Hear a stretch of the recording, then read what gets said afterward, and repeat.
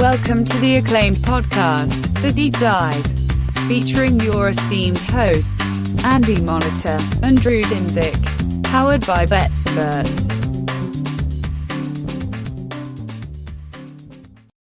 Welcome to The Deep Dive, first playoff edition, true playoff edition. We did a little bit of a teaser, a taste tester on Monday, talking about some thoughts about the wildcard matchups. I don't think any of the stuff we postulated, the market has moved against us. So we might have been a little bit better off just firing away on a couple of sides here, because as we sit here and look at the board now, much of the value has dried up. And I guess as you stick back, Andy, if you take a big old step back, have you heard much commentary, much content surrounding the wild card weekend yet from just people in our space who you respect? A little bit. I mean, I've caught some here and there. I don't have as much time to. I do miss the days of having a job where I would just drive places for no reason whatsoever. Like, oh, a customer an hour away needs their handheld on something. You know what? I'm going to go. What do you know? And I'm going to take the long way, and I'm going to listen to like 3 hours of podcasts here and just kind of get a feel for what other people I respect or don't respect. Sometimes, like I used to like listen to some podcasts with some. You used to like having both. Yeah, I like to. And that was something. The Mill, Mill. Oh yeah, that's a good point. That was one of his things he taught me many years ago. He's like, I like to listen to bad podcasts. He's like, I like to know what like the public is thinking. And I won't name names on the ones I used to listen to, but some of them were pretty big names. I'd like to hear what they had to say, but I do miss that. And just being on gambling Twitter and curating your timeline the way you do, I don't get as much, but I have seen a little bit here and there. I didn't get a chance to catch you or the boys on Matchbook at all today. I haven't caught any PFF yet. I mean, there's a few that I usually will try to listen to just because it, even if it's not like, oh, like that's a good idea. Sometimes it'll spark something like, oh, I want to go check into the stat. It makes you think. So, but this week, yeah, I mean, you're right. I had a couple of takes right off the bat. The market moved with them, and I think a couple of those numbers are probably still some value. But I mean, let's address the big elephant in the room. It is week 19. Mm-hmm. The sports books not only have a very good idea of what each one of these teams is, but it has a very good idea on what the appetite for the market is for each one of these teams. These are about as efficient as you're going to get. It's like when you get to the Super Bowl and they put a lineup and it doesn't move, despite $1 million bets on both sides. Like it's tough, and we're going to get to it later. We're going to talk about some prop markets. We're going to talk about some stuff like that I think might be better use of your money if you just have to get involved. And I'm not going to tell you not to put together a 6-team teaser, but these are tough markets to beat. And I think it's just like 2 or 3 games during the whole playoffs that I have a strong conviction about. Like honestly, the Niners one, what was it? The Packers or Niners Vikings a couple years ago. Sure. Where they put a 7 up and just immediately like that one was like, that's wrong. I'm going to play that. And those, even games like that, you don't even get one of those every year. So that I hate to be like, hey, this podcast is going to stink. We're not going to take any real convictions, but we'll talk about each of the matchups and why we think the market's doing what it is and how we think, that it shapes up. But this is tough sledding, guys. You can tell we've been doing this podcast for a long time. This is episode 529 or something. But the reason I asked you the question, if you've consumed much content, is because I was literally going down this road. You get the sense that we're already at fair, and it happened quick this year. I could be wrong. The market could move lots more between now and the time we get to kick off. There could be some injury surprises. We did have a big move today in one with some weather reports in the Tampa game. Yeah, that's true. That under hit pretty hard. I think there was more to that even also. There were some people that digested a little bit of the injury situation as well. Yeah, the injuries for Tampa and Philly, and then the weather, and then it trending positively for the defense, negatively for the offense, on top of the fact that now we're looking at some winds and some rain. Yeah, so weather may continue to influence injury surprises. There's a lot of players who matter who missed practice today. You want your guys rested. There's not a lot you're going to really be able to, to teach and practice late in the season anyway, so it's not like it's really going to matter all that much. But say if there was ever a team that could have used the 1 seed or the old rules with the 2 seed getting a bye, it would be Tampa. Yeah, I mean, not only, no shit. you lost a receiver for good now, and 2 now with Godwin and Brown, and Lenny. What's Lenny's problem? Knee, hammy, quad? Wow, good question. Knee. I think it's a hammy. Evans is dinged up, and like you said, there's some defensive players as well, but those are trending better than the offense, especially for both teams. So I do kind of agree with that move. I guess we'll get to that game in a second. Kind of I wanted to set up the whole market if we want to take a peek at this. Yeah, let's do it. Look at the I don't know which we'll start with. AFC. Okay. Whew. Okay. I got my fares, and it's not surprising that your Kansas City Chiefs are at the top of the board here because they've basically been at the top of the board for the entirety of the season, going back to the preseason. They dipped as low at one point. You could have bought low on the Chiefs in the AFC at 8-1. That was the best you could have gotten. That would have been right around Halloween. We talked about it at the time. That was right before the Raiders games, and I got a little bit of that, but not enough to get the blood going, really. So I'm not like dying for the Chiefs to get it done here. And honestly, there's some serious concerns I have about this team and the way the offense is playing in particular.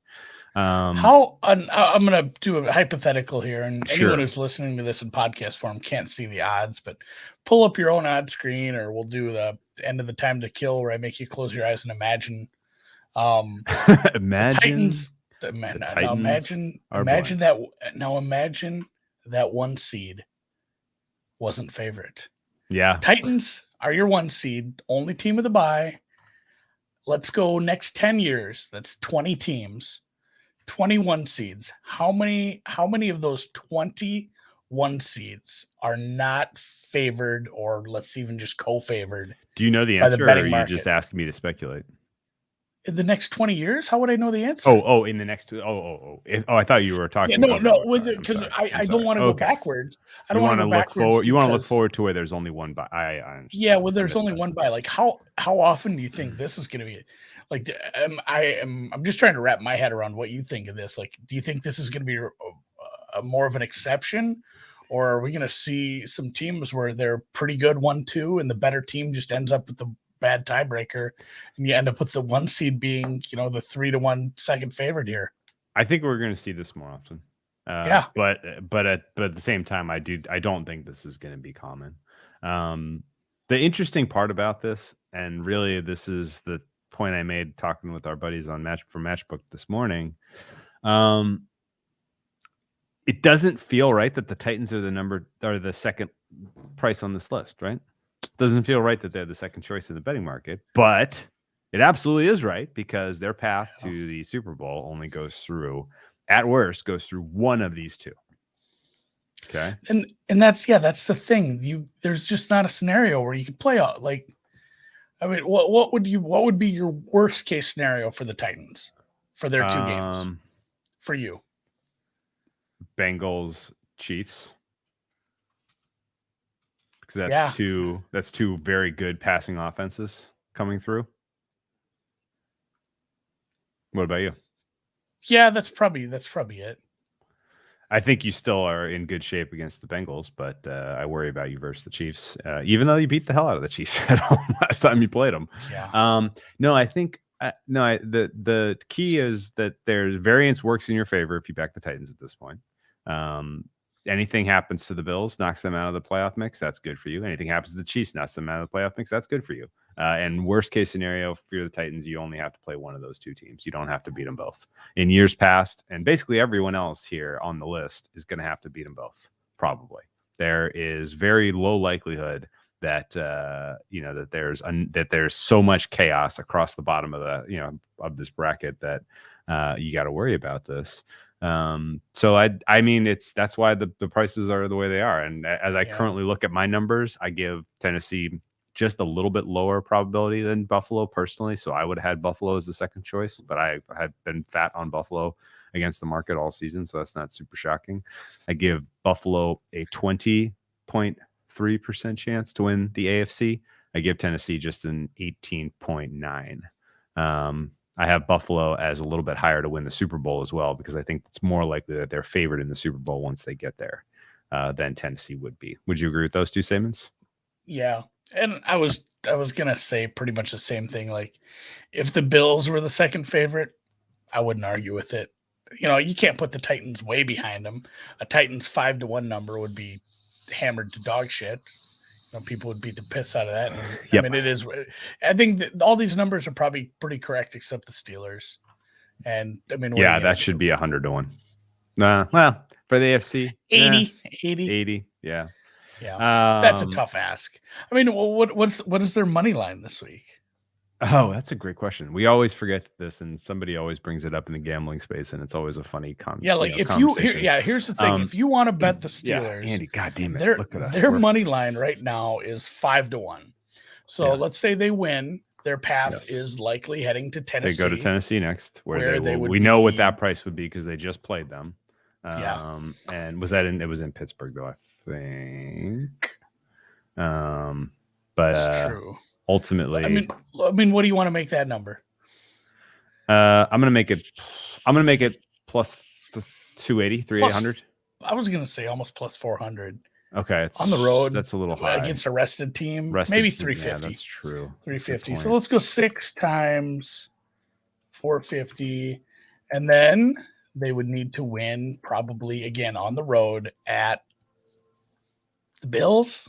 Bills or the Bengals, something like that. Probably a similar number. Chiefs, yeah.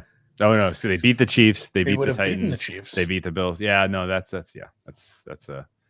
You're getting that same number. So basically, the key point with this thought exercise just goes to the general thesis of: is it better to take a futures position on a team or to back them round by round? And in general, if they have the rule of thumb I always use, and this applies much more to tennis, applies much more to March Madness, okay? Because that's a much broader, it's a much bigger system, right? This is literally like you got to win 3 games to go to the Super Bowl, right? So it's a lot more solved, right? The question about money line rollover or futures boils down to, do they have to do all of the hard work themselves?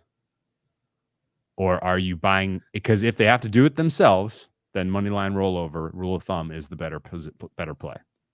Yeah. If you are betting on it because you are expecting there could be chaos elsewhere in the bracket, you're better off taking the futures. Yeah, then your number. Yeah, if you're expecting something strange to happen, like in this case, like they're the lowest seed. That's the toughest part about this. That's where I think the rollover would be good. I mean, what could possibly be the biggest chaos? The Patriots and there's no chance that they can avoid. Like their first and second games are locked in stone. It's Chiefs and it's Titans. They have to play those irregardless. So the best case scenario is the Steelers would head to Las Vegas on championship weekend, where they would still be at plus 200 dog. Yeah, that sounds right to me. So even then, so if you take this number, this plus 500, and you super low likelihood that happens, but and you'd say they go to Tennessee as a we'll say plus 300 at Tennessee. Mm-hmm. And then they go to the Raiders and they're 2-1. That's 72-1.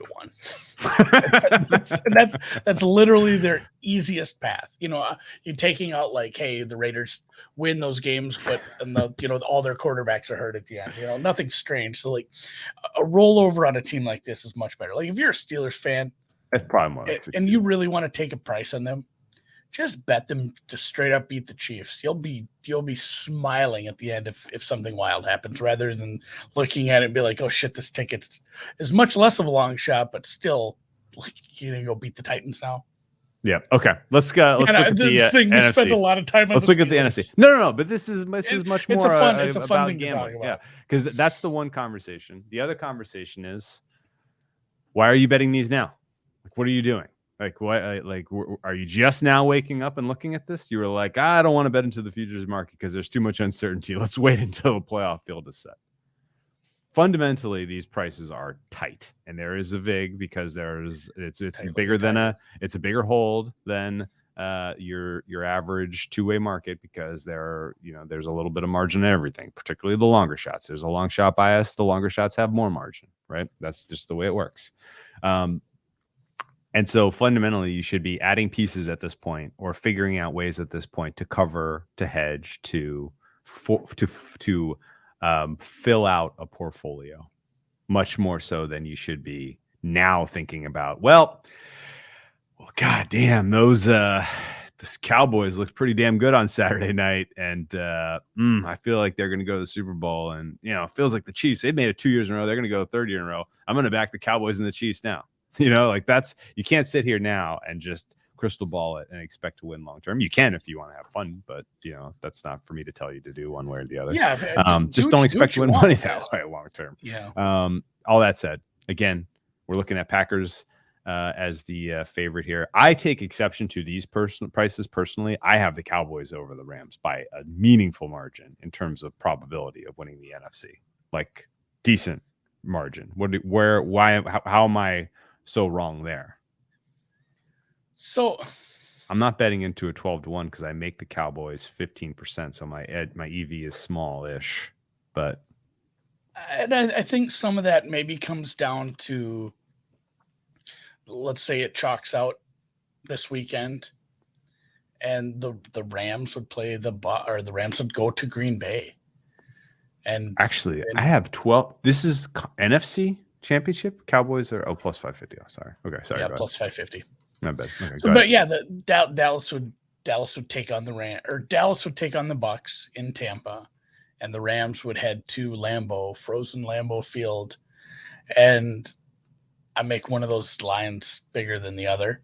So right there, like I just because the Cowboys and the Rams, their lines aren't so different that their chances of moving on from this first game are semi-similar. I don't have it so much similar in the second game.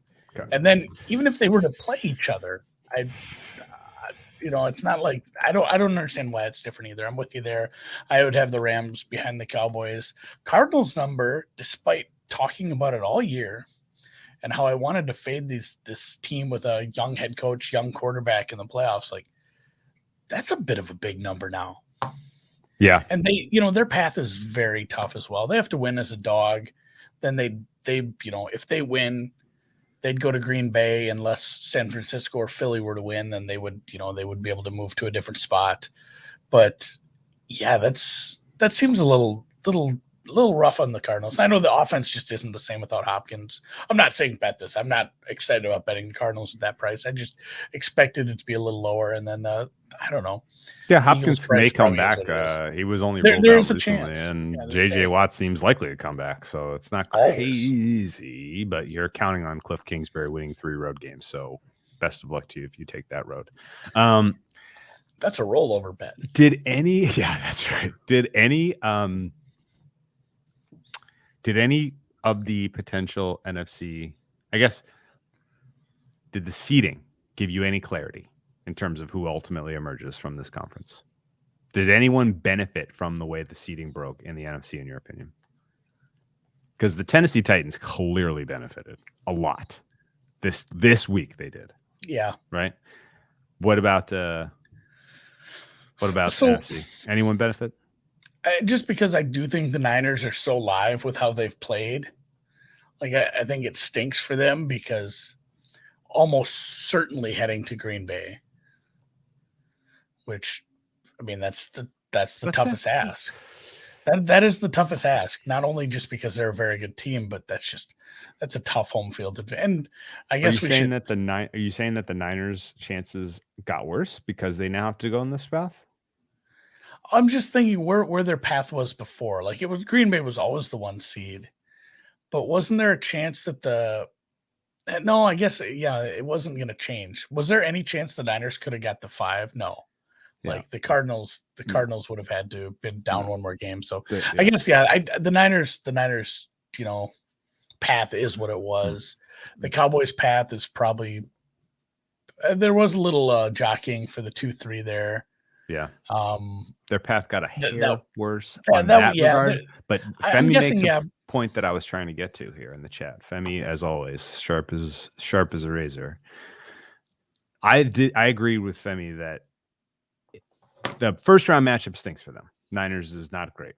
But if they get through, then round 2 for them is not going to Green Bay in the absolute frigid 0 degrees against a rested Packers team. Like I like if I'm the Cowboys, I'm happy in the 3. We take care of business at home, and we get to go to face Tampa, who also played this week and who is reasonably they've taken some shots. Since the last time we played this team, we're at full strength and they're not. Right. Like in general, I think the Cowboys' path is more beneficial having gotten into the 3 and out of the 4, because the Cowboys 4-1 in the divisional round. I'm not feeling good if I'm Cowboys backer in that spot. Not at all. No, especially if you look good. If it was Cowboys Cardinals 4-5 and the Cowboys like flexed on them and just beat the tar of them, got revenge from that upset a couple weeks ago, and everybody is just whooping and Cowboys, this is it, we're a team of destiny, and then you head out to Lambeau and you play a rested Packers team in the cold in prime time. No, not happening. No thanks. Cowboys have a better chance, I think, of getting there now, because if they do play the Packers, it will be in the NFC title game, and it will be in there will be relatively equal rest situationally, which I think helps them quite a lot, actually. And I might even talk myself into the Cowboys if that's what ultimately materializes. I'm sitting on some Cowboys you talked to me into earlier in the season, and it just, I like what you're saying, but when we get to this team, I just like at the current number, there's no chance I could bet the Cowboys at 5. So that's where we're going. Where we're going next then. Cowboys, if they get there, are going to have to do it them damn selves. They're going to have to beat the Niners. They're going to have to beat the Bucks, and then they're going to have to beat the Packers. Like that path is crystal. What do you make what would you make Tampa hosting Dallas right now? If Tampa that game happens, 3.5. Yeah, I was going to say field goal a little more. Yeah, something like that. Like there's, and I think you're going to be laying a minus number. There's no chance that a money line parlay that has you beating the Green Bay Packers and the Tampa Bay Bucks on the road, plus this minus 180, minus 200 for the first game. There's no chance that doesn't come out to bigger than 550. Let's do the math. I'm going to give you 3 prices, and you give me the parlay price. You ready? All right, hold up. I can never remember what minus 165 is in decimal. In decimal? Oh yeah, that's a tough convert. That's a real tough convert. It's 1.606, I think. So 1 divided by 1.606. All right, now I'm ready. Okay. Give me minus 165 for the first leg. Give me plus 140 for the second leg. Okay. And give me plus 185 for the third leg. You're at 11-1. You know what's better than plus 550? 11-1. Yes, honestly, because I gotta tell you, whoever wins that Rams Cardinals game, they're not going to go beat Green Bay. Not off. And you know what the best part about a money line rollover parlay like this? Let's say the Cowboys. You take them, you bet this money line, you bet $500 on the Cowboys to win, 380, however it comes out. Boy, I'm not good at that math at all. And then you say, I'm taking that full 880 and I'm going to bet it to beat the Bucks at plus 145. That comes through, but there's some injuries. Some things you didn't like. Jack breaks his leg, but the Bucks win anyway. Bail. Well, yeah, you can bail out. You don't have to place that third bet. Eject. Yeah. You don't have to worry about hedging. You don't have to worry about a cash out button that you're getting fucked on. Like you can just eject and just quit. Just quit. It's the beauty. We do this in tennis sometimes too. It's like, you know what? Did I say to win the tournament? I said to win its quarter. Yes. Yep. Pulling the plug. No, for sure. Just rip cord that shit. Yeah, so I think that's where I'm at in the NFC. I'm not saying the Cowboys are my official pick by any stretch of the imagination, but if there is a plus EV bet to be made on someone going to the Super Bowl, I believe it is the Cowboys money line roll. And we'll say I'll actually play this out. And since we've done this thought experiment, I'm not going to do the Steelers one. No, but it'd be fun. I'll do this one. It'd be fun to keep track. I'm gonna do and you know why I also want to do this? I don't have any action in that Cowboys game.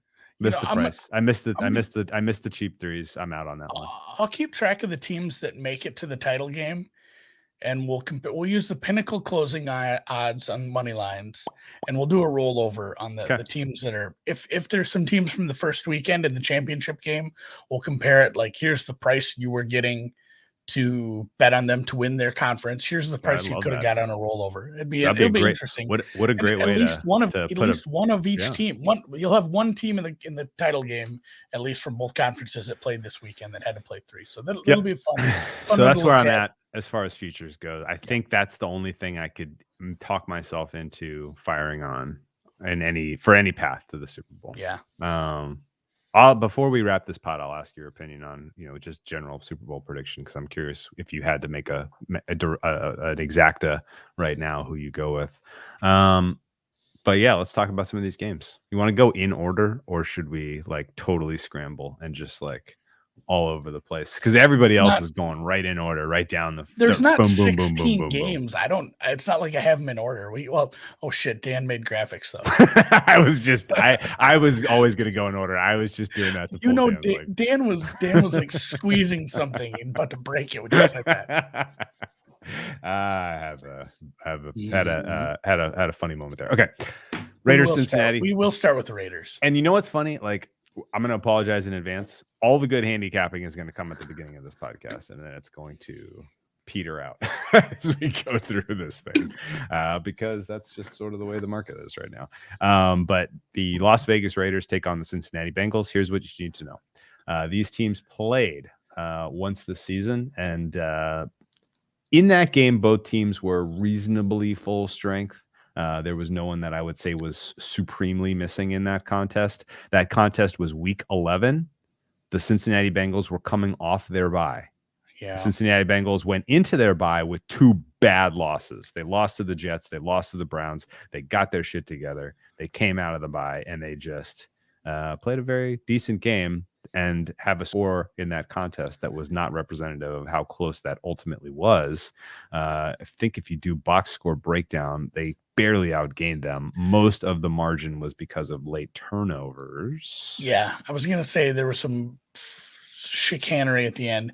Despite Jamar Chase and other offensive players' hot starts to the season, would it be fair to, say that this team played more of its better games in the second half of the season?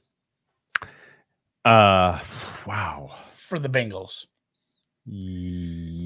I would say yes.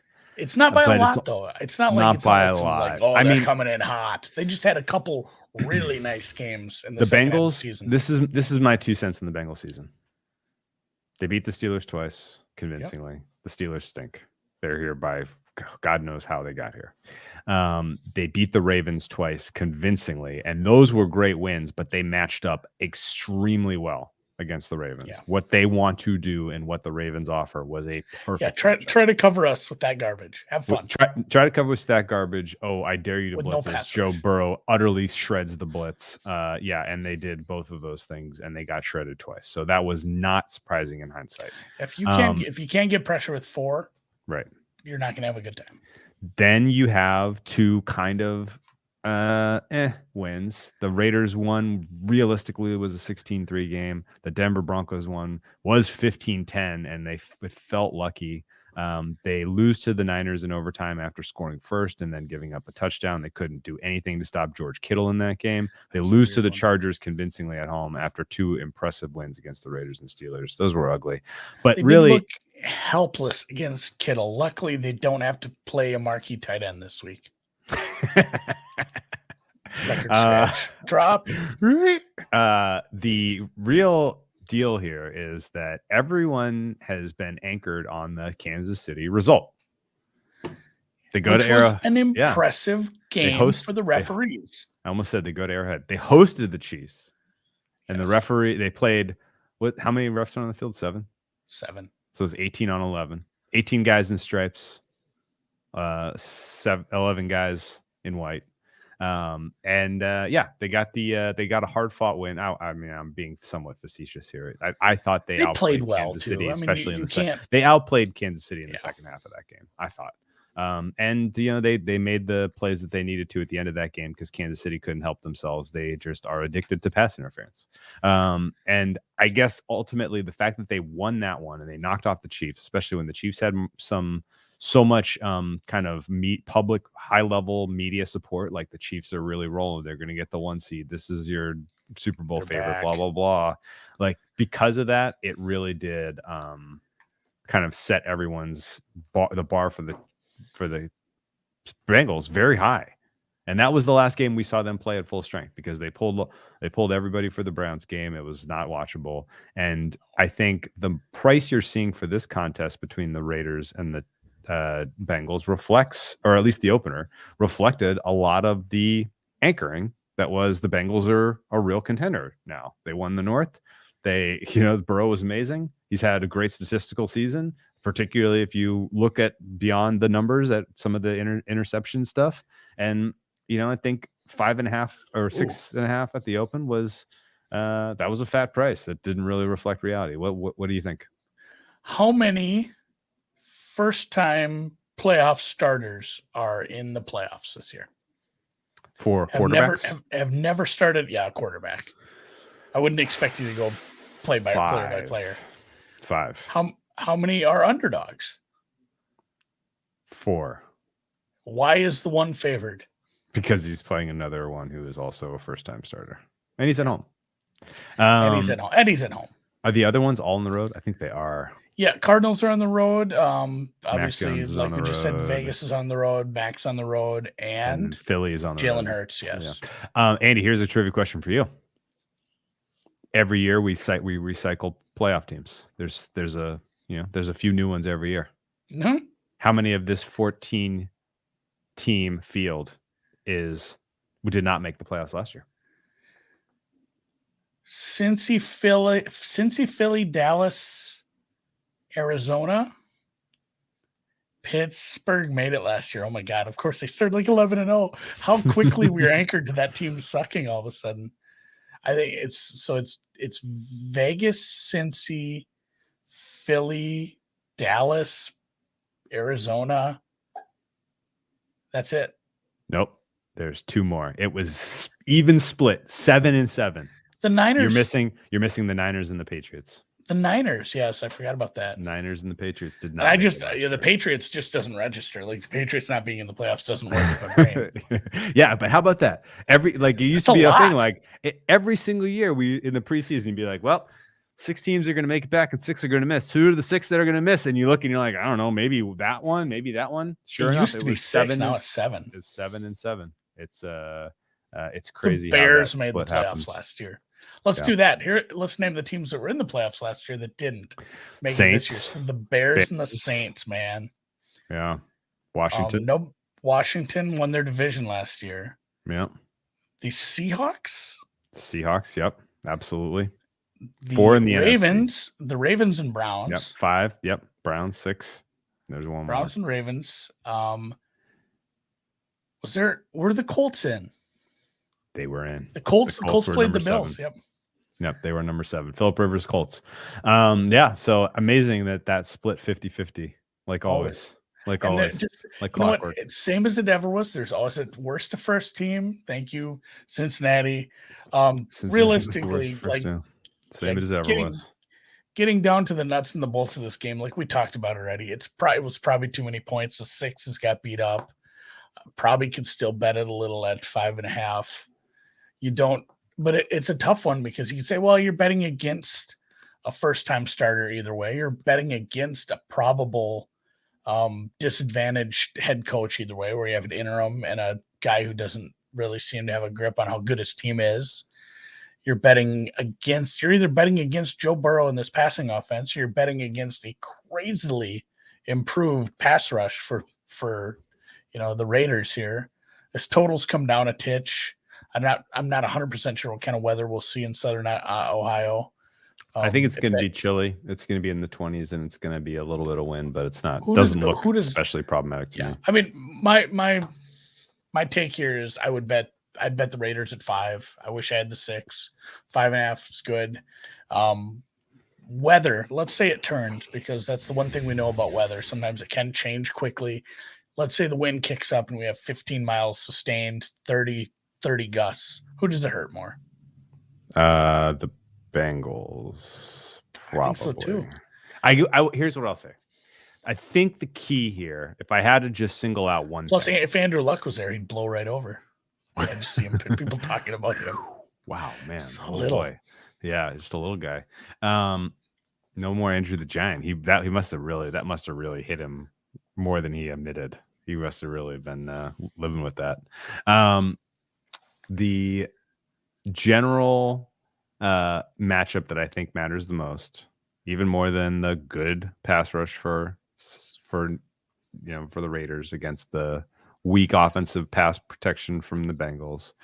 I think in general, the scheme for the Raiders defense is a good one to keep Burrow from going nuclear. Okay. And I am basing that on. I think I know where you're going with this, and I'm just going to play devil's advocate. Okay. Sort of. I'm going to pretend to play devil's advocate to lead you on. Well, why was it such a bad matchup for Patrick Mahomes? And by bad matchup, I mean the perfect matchup for the Chiefs to put up 40 multiple times. Isn't this offense kind of the same? Explain that one, Drew. Yeah. So basically, do it. Gus Bradley's defense is very predictable. And it is a predictable defense that is a perfect puzzle piece for the Burrow offense and a perfect unlock the Pat Mahomes offense. Like it is a yin and yang there. And for the most part, they cannot do too high safeties. They cannot disguise coverages. They just go out there and they put a bunch of bodies in the secondary and they say, guys, you go do your job. And they put their four pass rushers on the D line, sometimes 3, and they say, hey, you go win your one-on-ones and get to the quarterback. And in general, that has been a more successful strategy for limiting Burrow than what a Baltimore Ravens defense, one that blitzes heavily, one that puts their cornerbacks on islands. Like these guys are going to have lots of help in the secondary, like the just the numbers and the counting. I was just going to say, if you didn't mention it too, they don't need to blitz. They can run some nice coverage, and probably, you're not going to stop these receivers from having successful days. But if you can limit them by keeping your coverage intact and not bringing these goofy blitzes, still getting pressure, knowing that it's a plus for you and a minus for them, not having to bring silly blitzes and not putting, like, I like when you say on an island, but putting your cornerbacks, D-backs, coverage linebackers in disadvantaged positions, you're going to have a better time against our guy Steven Lackman makes a great point, which is I saw that the Mahomes makes his big plays out of structure, which is a great way to go up against a basic cover, basic man defense. And then Burrow's making his before the snap. He's identifying, okay, this guy's coming. This guy's going to have single coverage. There's going to be this. I lead this guy there, and he's calculating it incredibly quickly, and he's firing on all cylinders when he is under duress. And that's why his EPA per play, but when blitzed, is so much better than in a clean pocket and just in general against the base pass rush. So I think that's ultimately if you were like, hey, there's one player prop on the board that you can play in this game that kind of fits all the puzzle, all the ways, game states, etc. What is it? I think it's Burrow passing yards under. My gut is that's going to be a huge number, and realistically, this isn't the type of defense he's going to go off. And we kind of know that because they played in a completely comfortable environment in Vegas. Joe Burrow was 20 of 29 in that game. You want to guess how many yards he had, Andy? Oh, about $183. 140. Went high. Well, 148. So 150. I'll give him 150. I'll round up. We'll round it up. 150. And yeah, that's not a lot, obviously, for 20 completions. And you could look at that game and say, well, they were winning the whole time and they were always ahead. And, they had some short fields. Yeah, all that is true. But it's still like, I don't think that you're going to see Joe Burrow come out and just light up the statistical, light up all the stats here from a passing, particularly because this is his first playoff game. And there are and that's the thing, even too. if he is a national champion and he's cool these as are shit. 2 first-time starters in the playoffs, but one has played about 100 more NFL games. Like, when did Carr come into the league? Like, I don't even know how long it's been. Man. How many years do you think Derek Carr has been in the league? Jesus, man. I bet you this is his 11th season. I was gonna say 10.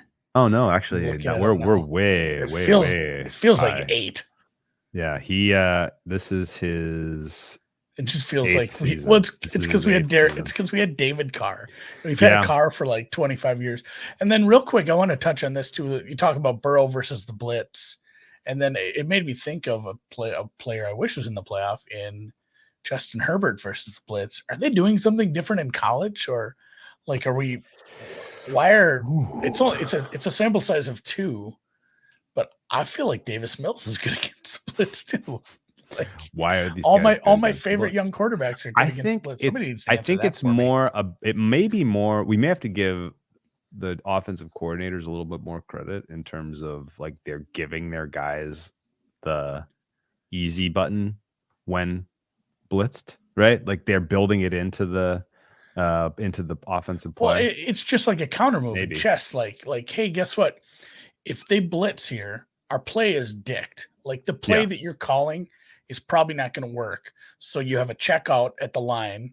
And then if they still blitz, it's going to work beautifully. Or if it's a surprise blitz, there's always some sort of hot read.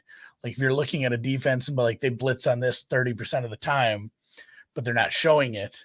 Like, I have the back out in space. I have the tight end on a curl, like whatever it takes to have that quick little dump off to get rid of it if you don't want to deal with it. Yeah. So yeah. Okay. Well, lean Raiders still at 5.5. 5. Yep. Leaving Raiders 5. Lean under still at 49. 40.5, whatever. My fair is 47 here.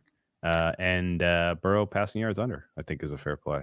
Ultimately, I expect the Bengals to squeak through. But a Raiders upset would shock me 0%. 0.0. Let's go to the nightcap. Right.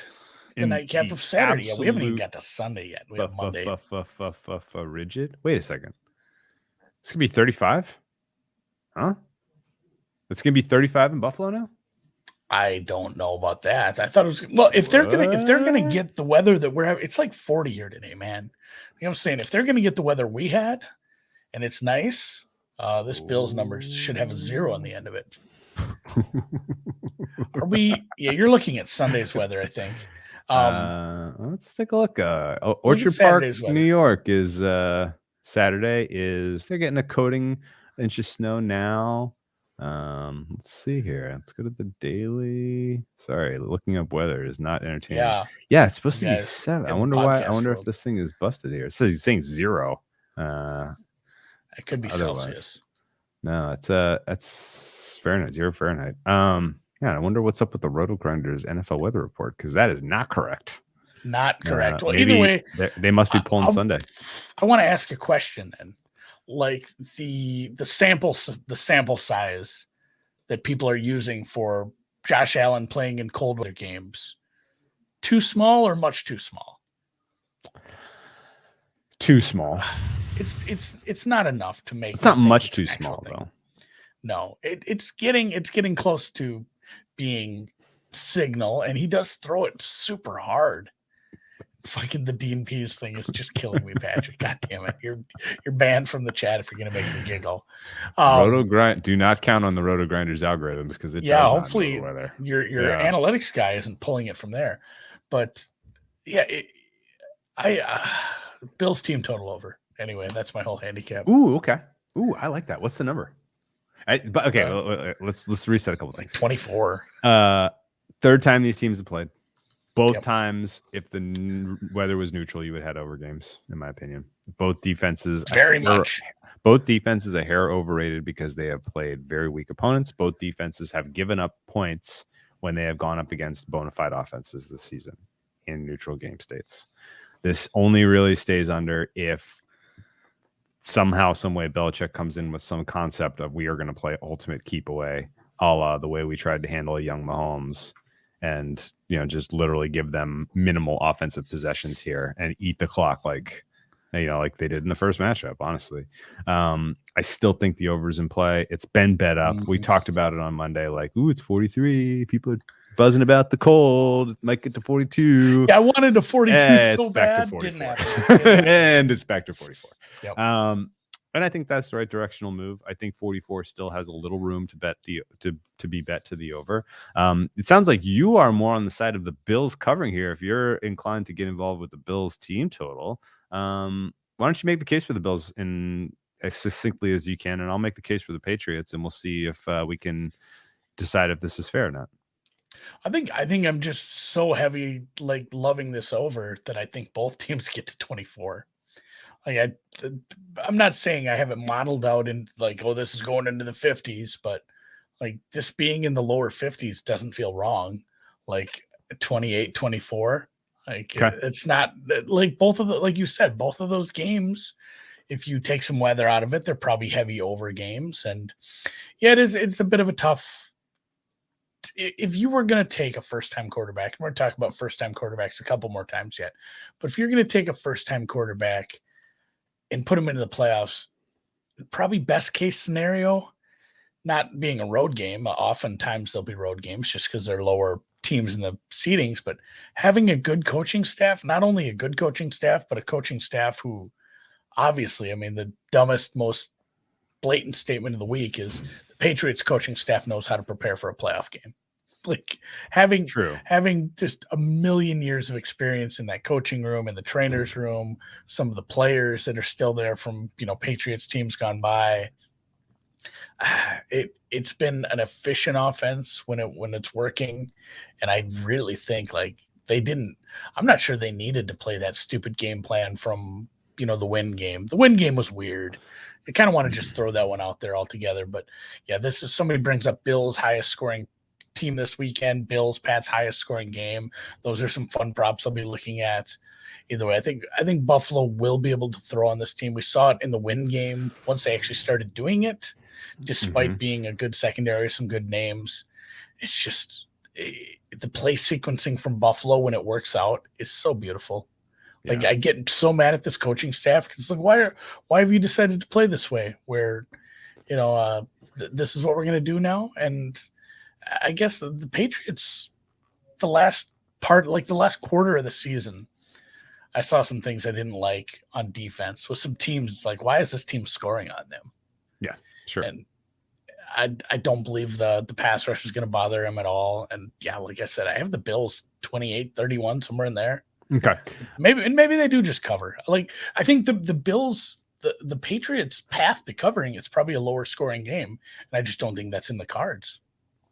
Bills' highest scoring team this weekend is cool. Bills' highest scoring team in the playoffs, I think, is live. Very much so, especially if they can get to the Super Bowl. You don't even need them to win the Super Bowl. They're going to score the most points of any team if they get there. Yeah, I think ultimately the concern about laying the 4 and why I am agnostic on the Bills laying the 4, and if anything, I'm taking the points with the Patriots. Yeah, that last matchup was clearly I was excited about the fact that the Bills won and covered, right? Like I bet them. I had them. I have a million different ways. We had them team total over. I think that was our secret pod play that week. I was exposed bananas to the Bills, and so they do great and they win 33-21, and it's exciting because Josh Allen looks like an MVP. But a lot of the successful plays in there were high variance that broke Bills. The fourth down conversions were pretty fluky. The dropped interceptions went in the favor of the Bills. the caught interceptions went in favor of the Bills. Like they caught a couple of fluky ones from Mac Jones, the tip drill. And the Patriots dropped a pick 6 in that game. The Patriots could not get off the field on those 4th downs. And actually, you know what? I was going to make this whole grand point about high variance plays, and I went to go look up the box score stats. The Bills were 3 out of 4 on 4th down in that game. How about that?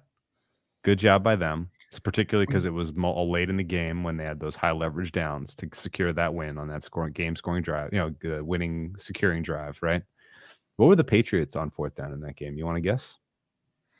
0 for 0?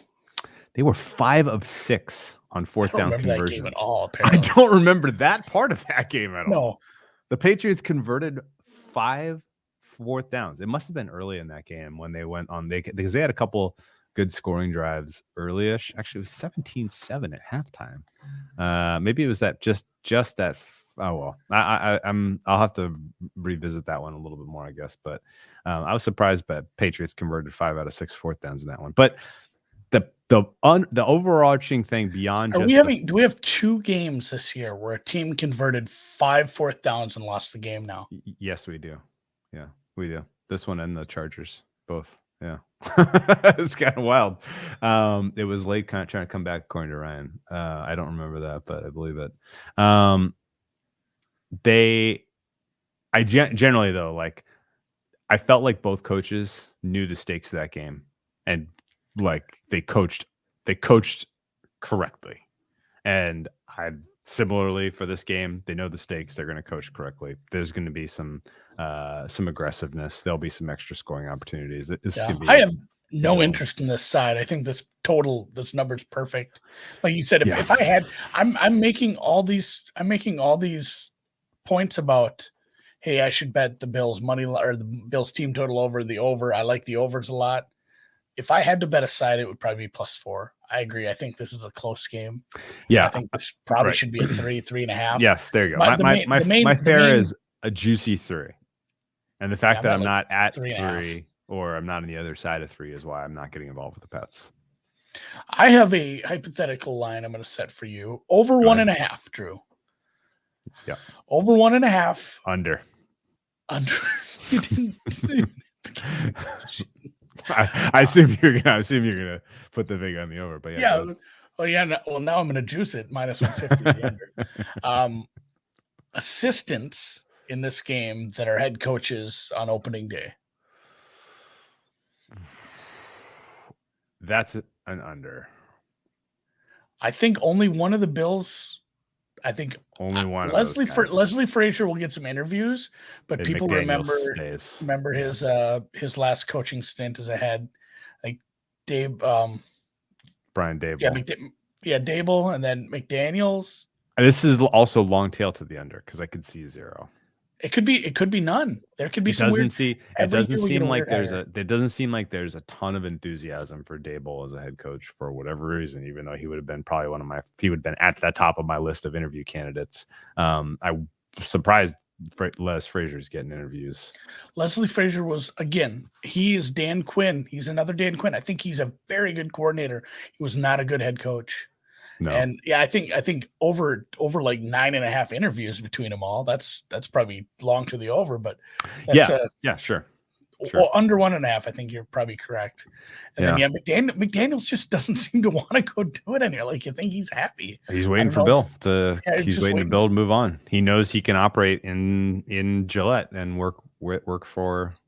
He can work for Kraft for a long time. Bobby Kraft forever. He's just waiting for Bill to slide off into the sunset. I think he's paid pretty well, and honestly, if you're McDaniels, you got a franchise quarterback now. So yeah, I'd be hanging around. I'd take some interviews, just be like, if somebody wants to pay me Gruden money, I might go to somewhere stupid, but I think those contracts are few and far between. You're probably right. I think under 1.5 is the correct take there, and. Yeah, it'll be, and it's funny too. I made that tweet about the Giants coaches. Yes, where I made fun of McAdoo, Shermer, and so that started out as a tweet. I was going to list the last 5 years of the worst hire for the last 5 years. And it was all Giants coaches. Well, no, it was Urban. This year was Urban. Okay, yeah. Last year was Judge. The year before that was Gase, I believe. And then I started going back into every year. I'm like, oh my God, these are all like Giants coaches. I'm like, so I scrapped that tweet and just turned it into a Giants tweet because it was anyway. Yeah, it's funny. I'm like, oh my God, they really had a bad stretch. All those hires were within like 5 years of each other. Like the Shermer McAdoo Judge stuff, they each got like 2 years. I mean, get a new GM. That's what makes this, just taking a side path here. That's what makes these coaching markets. If you want to bet into them, have fun. If you have some information, by all means, pass it along. But what was three of these coaching vacancies do not have a GM. That makes it incredibly difficult. You know what's a good question to ask in a coaching interview? Are you going to make my guys do Oklahoma drills? And if they say yes, then you probably shouldn't hire that guy. You're not allowed to. And it's funny in this instance, every one of these guys has a Wikipedia page so you can find it out. But legally, you can't ask someone how old they are in a job interview unless it pertains to them being, over 18 for something like that. You don't have to. You can just say, would you do Oklahoma drills? And this guy's too old. Yeah, or at least he's got too old of a brain in the case of Judge. But yeah, like the Judge and Urban Meyer stuff, like you knew that wasn't going to work when you started hearing the bona fide reports from camp about the way they were treating the players. Like these are professionals. You can't act like that. And it'll eventually run. It may work for a year, for 2 years, but it's not going to work long term. And when it goes sideways, it spoils so aggressively that you get fired. And we laugh about you even being hired in the first place because it's like, wow, he made the same mistake everyone else makes in this case. So ultimately, that was a fun conversation. Let's move on to Sunday. Talk a little bit about weather report from Tampa Bay. What do they call that when you have a reporter in the field? Reporter in the field? No, there's a word for it. Starts with a C. Correspondent. Tampa Bay correspondent Giorgio Michelaccio, and he is letting us know what we saw a little earlier too. Looks like the weather's gonna suck in Tampa. That'll be pretty fun. Yeah. Migliaccio. No, I thought you were laughing about the Quinn 200-1 for Denver. Oh God, yeah, it's a long shot, but What's the name from Inglourious Basterds? He says. Oh yeah, fuck! I haven't seen that movie in a while. Now I want to watch some Quentin Tarantino. That might be a fun Friday night kind of deal. Yeah. I'm gonna rip through some Quentin Tarantino. Across the 110th Street. The point you were gonna make though about a correspondent in the field, the weather is not looking great in Tampa. You want to give me a little more details? Some heavy winds, maybe some rain, could be shitty. And I think Giorgio actually makes a good point here. I think this affects the Eagles even more because Tampa can just stack. Tampa is getting healthier on defense. The Eagles have been a good run team, but let's start naming good teams that the Eagles have beat. And it's not like I have to make some big case for the Eagles being like, oh, the Eagles aren't they're not very good compared to the top teams in the NFC. They're a 7 seed. They're not supposed to be a great team. They've had a nice season. This is a good to build on. I think maybe Sirianni, I had question marks about him first and foremost from the beginning of the season. I had question marks about Hurts, but I think they have some stuff to build on there. They just need a few more pieces, and this could be a team that competes for the division in the next couple of years. But this is a tough matchup, especially if Tampa's healthy on defense. Check into all those injuries. What was it? Levante David, Dean, and then one other. Barrett's dinged up. Barrett's he's off of COVID. He's off the COVID now. Barrett's back in practice. It's basically you're counting on Devin White to be the guy at this point. To go mano a mano with Jalen Hurts and be sort of the spy, I think. That's my guess at least. Leonard Fournette is back in practice as well. A bunch of guys all made their returns to practice today, although they participated in a limited fashion. that was offset by some bad news, which is the great Cyril Grayson. Looks like he's going to be unavailable. I know Cyril Grayson, household name. But believe it or not, he actually had chemistry with Tom Brady in the passing game. So he might be difficult-ish to replace. Scotty Miller may be back, however. I believe he'll be back. Certainly Tyler Johnson will be out there. Mike Evans will be out there. Gronk will be out there. Gronk's fat and happy. He got his bonus. He got his $1 million. He should probably show up and play hard for Tommy in this playoff run, because he saves it for the playoffs on a good season. So I think it's still a dynamic offense that can score 30 points here despite the injuries to them. And part of my reasoning for that, bullishness is their offensive line is going to be able to match up with the only thing that I can say anything positive about Philadelphia defensively, which is that they have some horses on their D-line.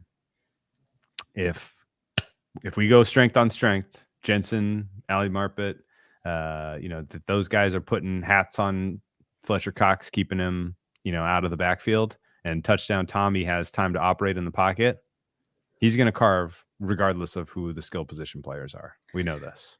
Yeah, I mean, it stinks about Godwin and Brown, but even there's a lot of teams that would be pretty happy to have Evans and Gronk, and then Scotty and the guys like that. It's not a bad problem to have this kind of depth. And the Cyril thing, Cyril Grayson.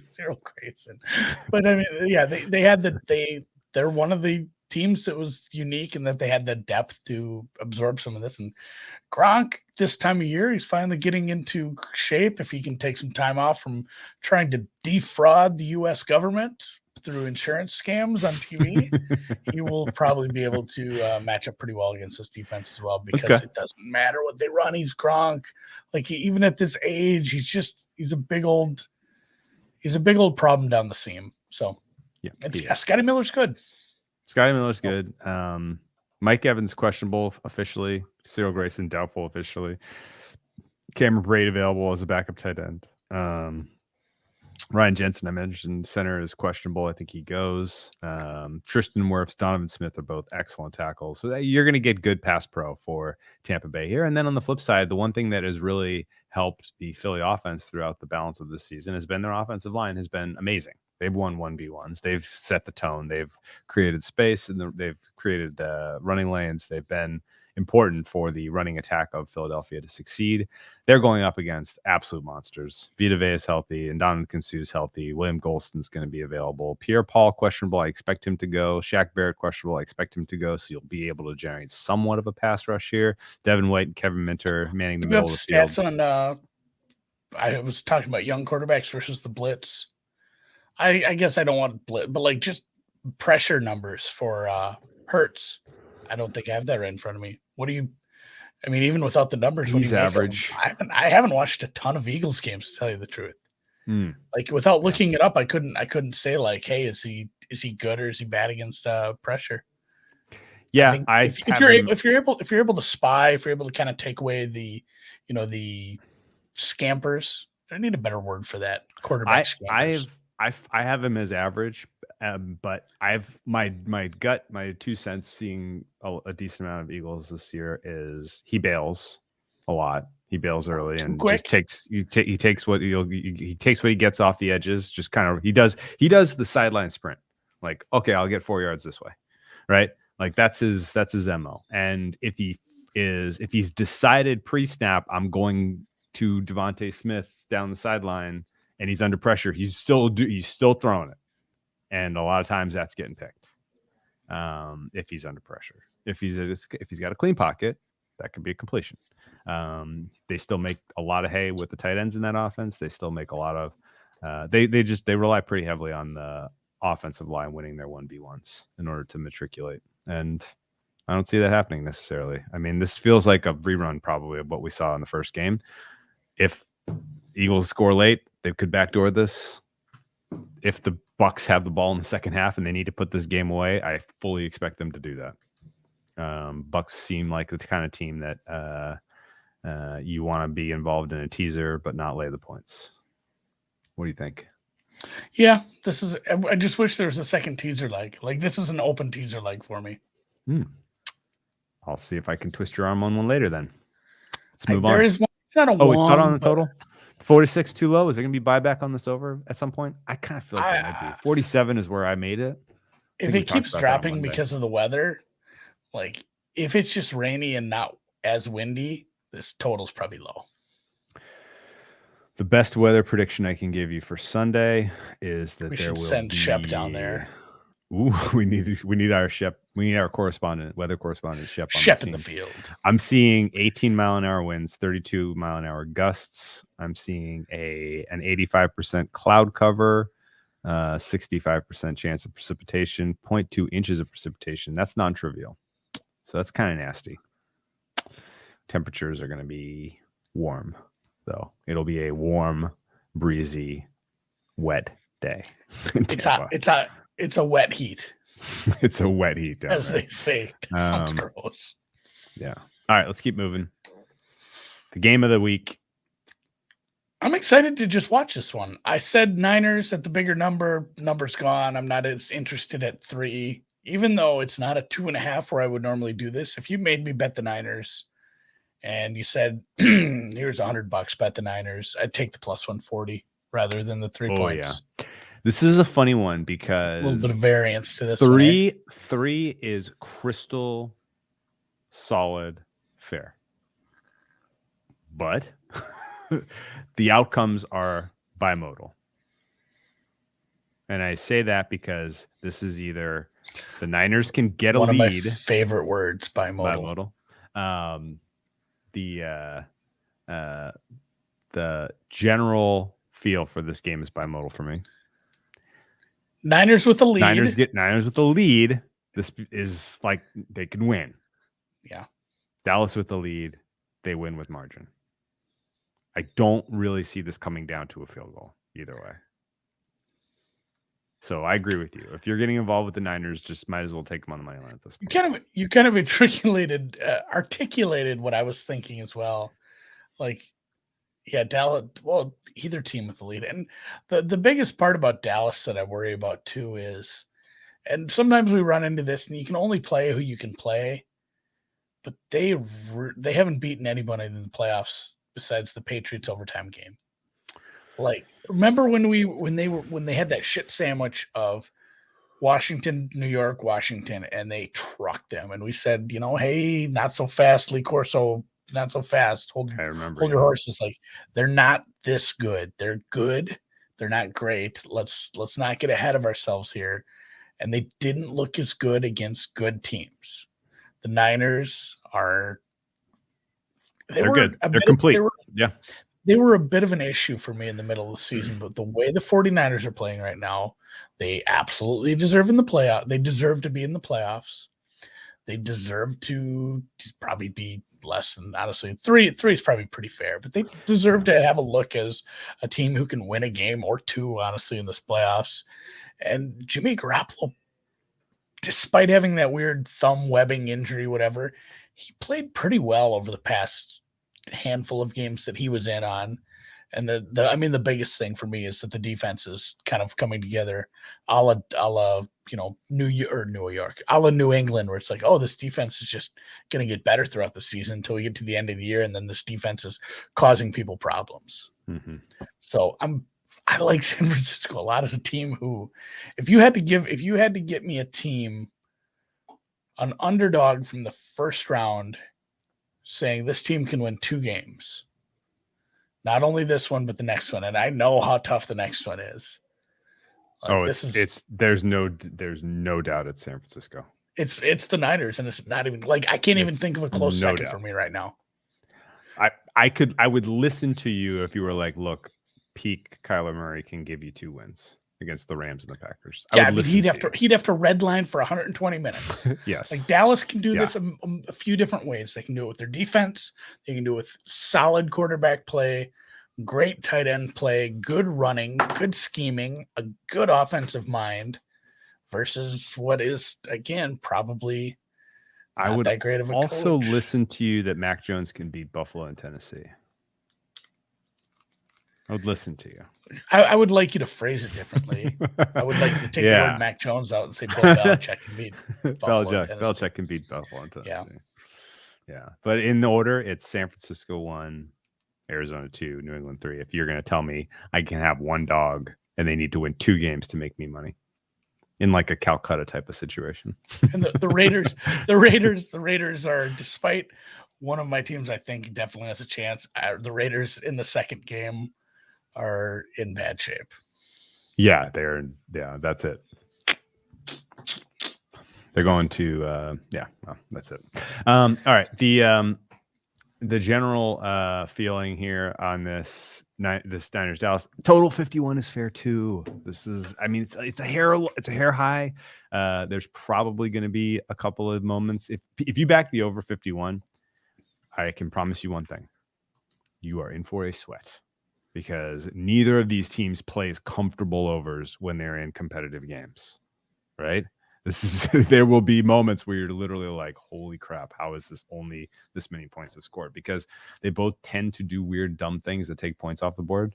Even the Niners Rams game last week, which should have been a no doubt over. There were like 800 yards of offense in that game. It took till the end of the game to get that there. And that's just the way these guys play. I will say this one more thing. The coaching advantage, San Francisco, we agree. Oh yeah, especially now that the world knows about their little nerd. Yeah, I know, right? Any thoughts on number one? We agree. We've said this a million times. Dallas's defense is overrated. They've gotten here by the grace of turnovers, pass rush, health, stuff that you can't really count on, and strength of schedule. They've gotten here by a lot of a lot of things that mask what could be an average defense. But even more, the Dan Quinn familiarity with Kyle Shanahan's system. Does that give them any edge here in terms of prep, in terms of keeping San Francisco from getting ahead? I mean, familiarity's nice, but Dan Quinn has done a nice job with that defense. Doesn't move the needle for you, but it's not something I'm like putting into this and saying it's not a needle mover. Okay. How about Jimmy Garoppolo thumb, a needle mover at all? Like if Jimmy Garoppolo was full health and he was spinning it and he had no broken thumb, torn UCL, whatever it is, are you talking yourself into a Niners money line? I think I already did talk myself into money line, but no. Another week, I've been scouring a couple times a day, looking for news on that. That would be great to hear. Like if it's just like, oh, it's all better or it's fucked still. Like I think that's probably. I may make a Niners money line bet. I don't think I have to be in a hurry. The market's not gonna just fly past 3 with a bunch of this money line might end up at 135. I might lose 5 cents, but I'm not in a hurry. I think that's the news that pivots it for me. Like if they say Jimmy G is gripping a ball like a motherfucker, G.I. Joe Kung Fu grip, and he's fine, and this webbing is all healed up, and it just took a little bit of time, then I'm probably playing this. And then, if they're saying it's still flopping around, and because you can see there was times, despite a nice performance, there were times where it's like, oh man, I wish his hand felt better. It's like I know, right? They got down early, and really that kudos to the whole team for getting down early in a must-win spot and not letting it get to them coming through in the end. The wildest game of the weekend was clearly the wildest game of the weekend, but the Niners comeback kind of got overshadowed. That was a wild thing for them to do. Oh man, I'm going to take a loss on my Magic +7 in the stupidest fashion possible. God damn. 6 seconds left and they get an and one to make it an 8-point game. I haven't even looked at basketball stuff. Actually, Montrezl Harrell is at the free throw line, so maybe he misses. There's a 50-50 chance he makes it. The NBA line, the NBA markets lately, by the way, if you haven't been paying attention, shit's fucking tight. They're getting tight. I think we covered every angle of this. Oh, they got a basket. Franz Wagner layup with 0.5 seconds. I get my cover. Do you believe in magic, Andy? Do you? Oh, you might add to my list. I might watch American Pie. I bet that movie's aged super well. Oh, I'm sure. Obviously. All right, magic at the cover. All right, fire it up. That was a good one. Whew. Okay. I think I'm out of angles on this one. Do you believe in magic? Oh no, I did have one other angle. Okay. Did you read and see the quotes about Jimmy Garoppolo after he got the shot in his thumb at halftime? He was like felt a lot better in the second half. See, it looked better. I didn't see a quote. Okay, he was quoted, I think he even telegraphed, "I'm going to get the shot before the game." Okay. Does that? They need to give him 2 of those. Can't they give him 2? Can they give him one before the game and another one at halftime? Why would they not give him 2 of those? Is that illegal? I don't know the rules on shots. I'm not sure. But I guess what I'm wondering is, does it wear off? Does he get 2 shots? That's how does shots that work, give them more of an edge in the first half? Does that make them more live for a first half? Does, because I guess ultimately, like, why am I not involved in Niners at all here? It's because there's a huge swath of games where the Dallas Cowboys have a meaningful lead, and in all of those games, I do not see Jimmy G coming back.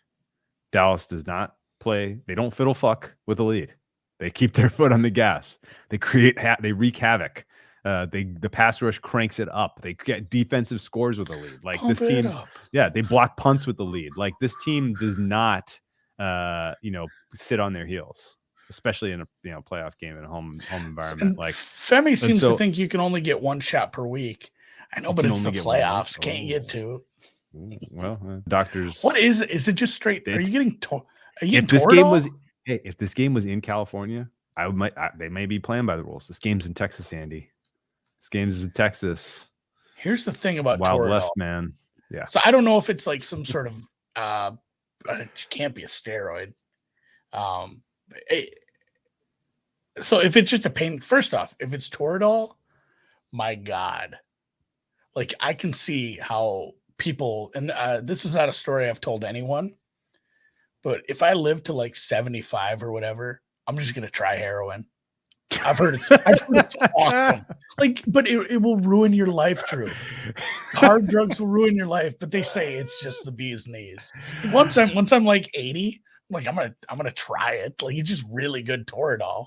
But Toradol is the shit. I got some once when I had mono because I let it go too far and I got a bad throat infection and I was in a lot of pain. I took it. It was like a little shot. They give you a bottle, you tore the top off and shot it, and you were in a good spot. I was fine for a while. Okay. But if it's Toradol, I'm Niners money line. Yeah, I'm not a downer guy, really. So I don't think I'm ever getting dabble in the heroin, really. Not when you're old? No. So psychedelics for sure. That gets you that like prepares your brain for death. I think that absolutely you absolutely have to no, but like I'm saying, like you as you're approaching death, I think you want that to kind of really help your help yourself deal with the your end of life experience.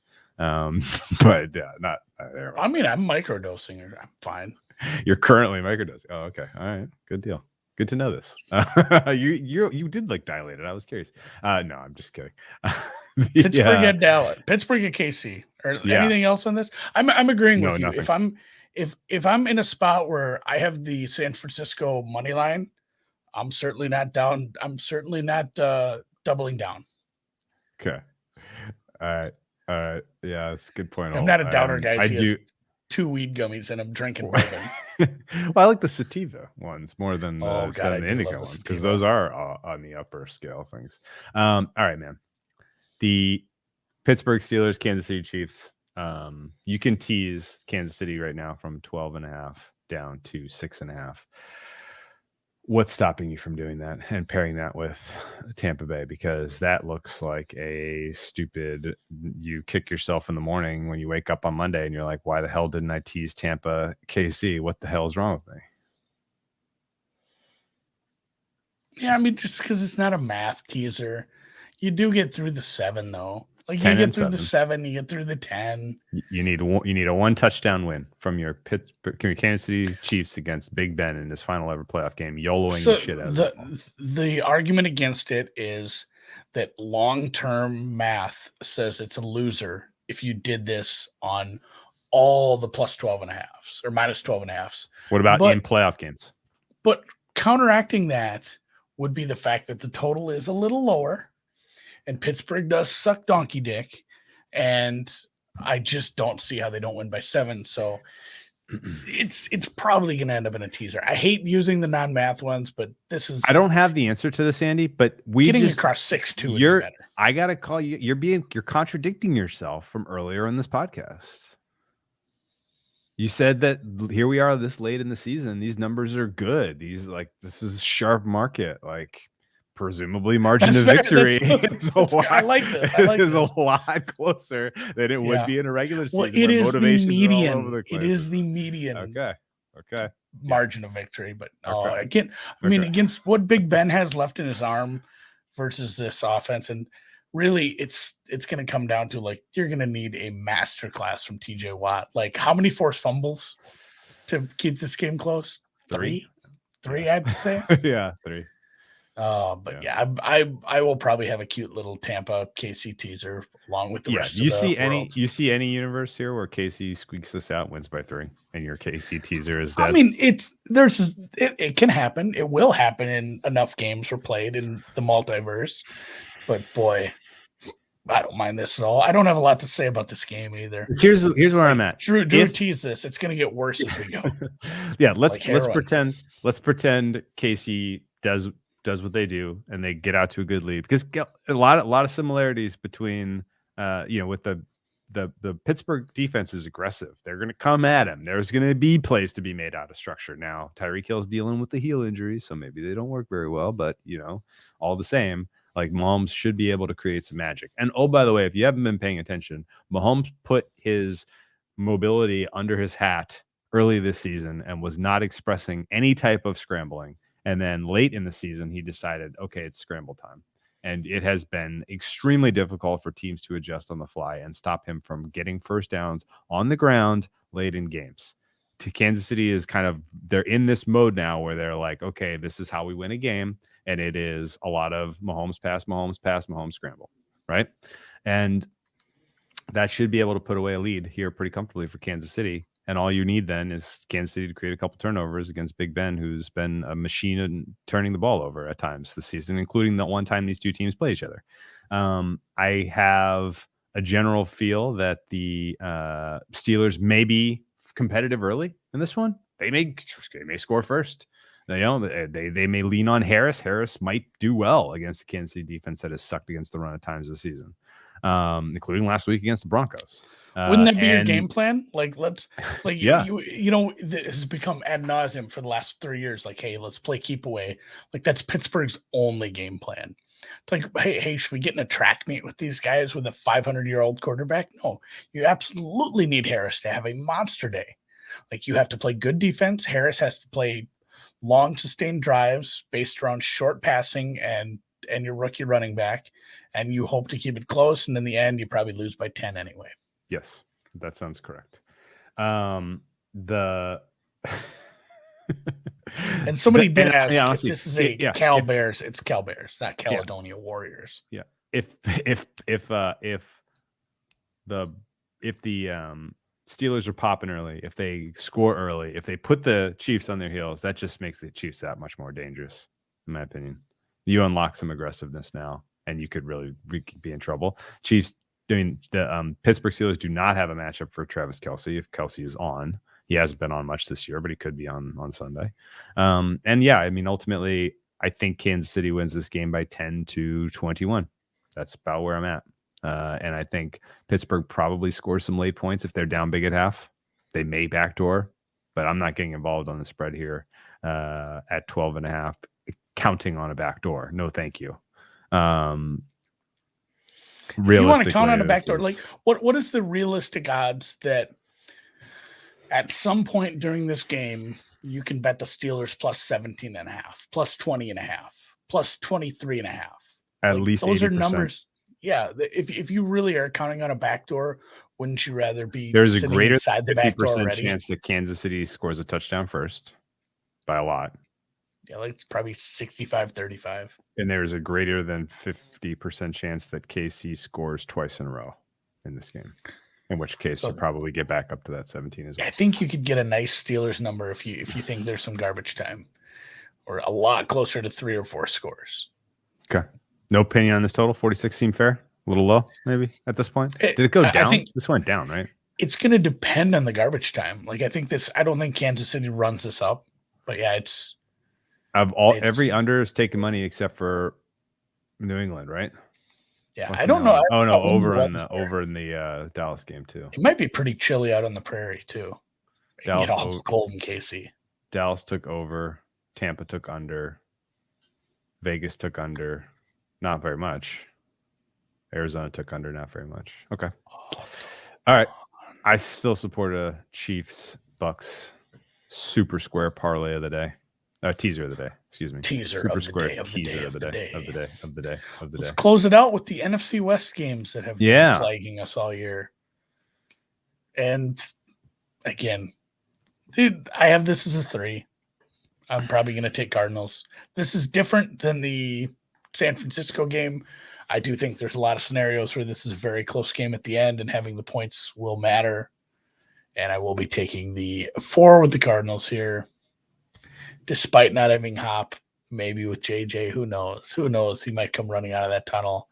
I'm going to have to keep up with injury reports on this team through the end of the season. It's been tough for the Cardinals as the season went on. Like with the injuries, it stunk. Man, remember when they were like 7-0? This was the 1 seed. Man, it was like Arizona, Baltimore for a while. Like, oh, here's your 1 seeds. And I mean, everybody was just lining up like, I will fade Cliff Kingsbury. Now it's gone so far the other way, where I think the narrative is too strong against Arizona. But they're a team that is not that far behind the Rams. The Rams have played marginal at times in the second half of the season. Stafford has shown some serious cracks, like a lot too many picks. A lot too many is not a good way to phrase that, but far too many picks from him. Yeah. Far too many, just careless balls from him. And your defense at times is not the kind of defense that you want to put out there for super extra possessions against. That's a team with true. Like a running back who has like 20 touchdowns. Like Connor never has gotten love in this offense. He's very, very good. And yeah, like you said, you'd need Kyler to redline hard for 2 games to get a couple wins here, but they can get 1, and they can certainly keep this close. What do you? I agree with you. There's a cat on my desk, and he wants to go. Classic cat in the wall, huh? He wants to come on screen. It jumped out of nowhere. They're hungry, I think. Always. The general read is fade Cliff Kingsbury for me on this one. It's basically in some ways related to the fact that McVay in general has always had the answers for answers. He came into the league, people thought he was the cat's ass. Yeah, that's right, man. The Stafford and in company, like am I counting on a good Stafford game? Yes. Am I counting on an average or similar Kyler Murray game? Yes, obviously. But realistically, I think we're talking about a big brother, little brother situation with McVay and Clint Kingsbury here. And I will be a little nervous if JJ Watt is available, because he does change the complexity and composure of that defense a lot. He's got some experience in the playoffs. He could definitely be a factor in this one, and I am hopeful that he is not actually ready to go. But the fact that Kyler Murray is basically going to have to do it himself. He doesn't have his wide receiver 1. Doesn't really have a second option that has stepped forward in the absence of Hopkins. Doesn't really have a red zone threat. They have struggled mightily in the red zone in the absence of Hopkins. Don't really have a solid running game to go on that has consistency. And then similarly, doesn't have a head coach that can really help him script plus EV plays. Going up against Aaron Donald, Aaron Donald's going to be able to wreak havoc. He's the most dynamic defensive player in the NFL, and it's not close. And this is where the players like that step up and shine. In general, not, Rams, for whatever reason, they keep some good shit in their hat and they wait for the playoffs, and they use the good plays in the playoffs. It's first round every single year they do it. And now they draw an opponent who McVay is 9-1 against in his career. And, a coach in Kingsbury who he has picked on his entire career, except for the one time that the Rams let down after the huge win against the Bucs earlier this season, where everything broke against them early in the game. I realistically think the Rams can win with margin here. This feels like the blowout of the week to me. I guess. So we're going head to head. I feel like I've lost my way by betting on Kingsbury in the playoffs, but I just can't get this number here. Hey man, I think I have long tails to both sides. We'll have a great breakdown next week about this one way or the other, because, and first of all, if we do our podcast on Monday, this game will not have been played yet. But we can revisit. We can revisit NFL. This. Let's revisit this game. Oh man, they really fucked us on that. God damn it. Do we want to do it Thursday next week? Or so? We already booked August for Wednesday. Yeah. Fuck, man. Are we gonna have to do an early Monday one again? Aren't we? Or we'll figure it out. Honestly, we'll figure it out. Whatever the case is, we on Wednesday next week, we either get to laugh at you for backing Kingsbury in the playoffs or laugh at me for backing Stafford. Yeah. One of us is gonna have egg on their face. Yeah. Regarding backing an absolute chumbalo in the playoffs. Somebody did ask a good question. I think it was Femi. Someone said, I guess I haven't been catching up on my podcasts. PFF said this team would likely have the same record with Goff. To your opinion, to kind of close it out. I don't think so. I'm not there. I think it's a win and a half worse. Okay. Maybe one win worse. I think it's still a good team. I don't know if they win the division. Secret pod play. I vote we go. Total. What's our team total? I vote we make it a little more interesting and we go Burrow passing yards under. Secret prop. It's like 280. Secret prop play, isn't it? Yeah. Is it that high? Can we get an actual quoted price? Let me find one. It was 280-ish. Somebody posted it in the chat earlier. I'm like, that's high by 20 or 30. I'll have to tell you the story of my cats and everything after the podcast because it's pretty wild. Yeah, you have all these animals all of a sudden. They're fucking little. I have a brother and sister kitty that we just adopted that are absolutely awesome. They're my office. 25,935. I like that under. Read the first one. I like that under. I like that under. 262. All right, I can still take that. Yeah, especially because there's a specialty prop on DraftKings called Hammer the Over. That's definitely not problematic. That's the kiss of death, right? Yeah. Dude, where do they keep player props here? Oh my god. People are putting it in the chat. 259, 262, somewhere in there.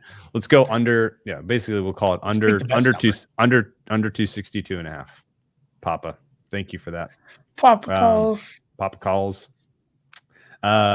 Yeah, I think and again, like, we're kind of protected from, basically I'm saying we're calling there is like 8 paths to victory here. Anything but a shootout, really. Like anything but a shootout, anything but a Raiders blowout. Those are the 2 ways that he makes that number. And I don't think either of those are especially likely. Also, Drew. Yeah. Gorlami. Oh, yes. When Brad Pitt just doesn't even attempt to do an Italian accent. Gorlami. That is excellent. That was excellent. Good job. Buongiorno. Yes. All right, man. Let's wrap it up. Good show. Pod. Good pod. Would Goss Rams have beaten Goss Lions? Yes, they would have. Let's put a bow on this bad boy. Yeah, the Lions had a bad team. All right. Let's see you this weekend, huh? Cooper Kupp goes 10 for 220 and 3 touchdowns. That's this week. I guess the Lions maybe even more. Gorlami. I have that in my head all day. Also, I might sit and watch beginning of. I can't believe the fucking